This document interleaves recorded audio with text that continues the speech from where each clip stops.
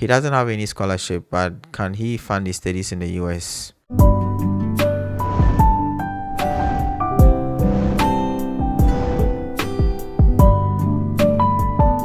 Morlai is a student I coached for his F1 visa interview in 2023.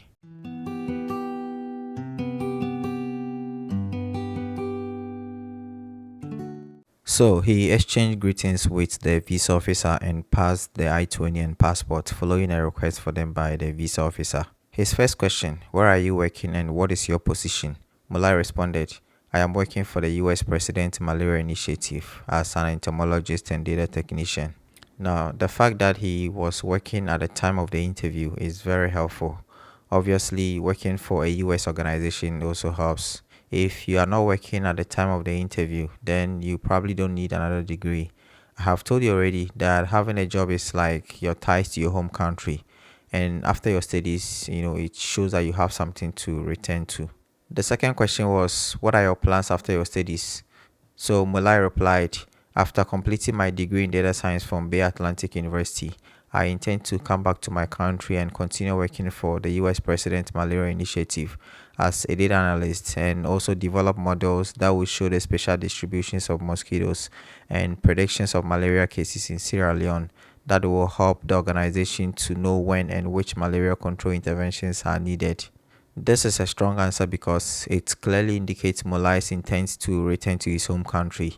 He intelligently proves his style using his current job. I like the fact that he mentioned developing models, which are skills that the program will give him, and this clearly gives him a good reason to study the program in the US. So far, he has proven that he has genuine interest to pursue his studies in the US, and he has used his job to prove his ties to his home country. These two answers take care of 2/3 of his eligibility for the visa. The last thing has to do with his finances. He doesn't have any scholarship, but can he fund his studies in the US? Well, let's find out. So the next question was, do you have a brother or a sister? Morlai responded, I have two sisters. This is actually a straightforward answer and he doesn't really have to add any more details. However, he could have said that he has two sisters studying in Germany so that the visa officer doesn't have to ask him those questions. We are going to find out that he's not the first person in his family who is studying outside the country, and that was very helpful. So the visa officer asked him, where do they attend school? Morlai responded, in Germany. Now here too, he could have just said they are studying in Strasbourg University in Germany so that the visa officer doesn't have to ask him. But this answer also works because his first two answers were very solid. So the next question was, which school in Germany do they attend? Morlai responded, Strasbourg University. Think about this, if you have sisters studying in Germany, then there is a good chance your family can sponsor your studies in the US. However, this doesn't prove his finances yet. You can also look at the fact that his sisters are in Germany shows that his family values quality education. So the next question was, why did you choose the US despite the fact that your sisters are schooling in Germany?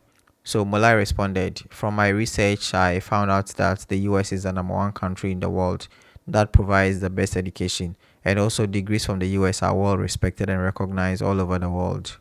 This question is not really about his finances. Rather, the visa officer was curious about why he chose the US instead of going to Germany like his sisters. Here again, Morlai's answer is very solid. He started by saying that he did his research and discovered that the US provides the best education in the world. Remember, he was already working for the US President Malaria Initiative and he planned on returning to the same organization. Now, going to the US to study data science was the best option for him. He could have also talked about the fact that the US is a leader in tech and data systems.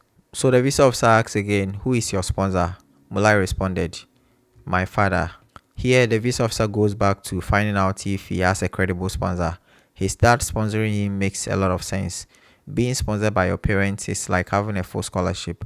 However, the visa officer needs to verify the credibility of the sponsor in terms of the ability to fund Morlai's education in the US. So the visa officer asks again, what does he do? Morlai responded, he's a medical doctor and he owns a private clinic. His father is clearly a credible sponsor and at this point he was unlikely to be denied the visa. In some instances, the visa officer will request for a financial document to make sure the name of the owner of the bank statement matches the name of the student. The visa officer asks again, how long has the hospital been in existence and how many employees does he have? Morlai responded, the clinic has been in existence for the past 15 years and has over 20 employees. This additional question was to make sure Morlai wasn't lying and that he knows a lot about his father's business. Now, with questions like this, the visa officer is trying to detect a lie by observing the student for a change in the tone, turning of the head to another direction, avoiding eye contact, among others. Unexpected questions like this are designed to surprise the student. Honestly, you don't have to answer quickly. You can just take 30 seconds to think about it, but don't panic. And also, don't appear to think about the answer. If Molai didn't know the answer to this question, or if he had struggled to answer this question, his visa could have been denied. In certain circumstances, the visa officer will quickly Google the name of the clinic to make sure the name of the owner matches the surname of the student. A clinic that has been in business for 15 years with over 20 employees suggests a well-established and financially viable enterprise, giving the visa officer confidence in the father's ability to fund Molai's education and living expenses in the US. Also, the fact that Molai's sisters are in Germany studying prove that Molai's father can actually sponsor his studies in the US. So this is how Molai's visa interview went. Always remember that the visa interview is about proving your ties to your home country, having the financial backing of a sponsor or school for your studies, and being clear about why you need the program. In Molai's visa interview, he demonstrated all these three things very well. Since you are preparing for your F1 visa interview, the video that you see on your screen is another one that I recommend to you. I wish you the best in your F1 visa interview.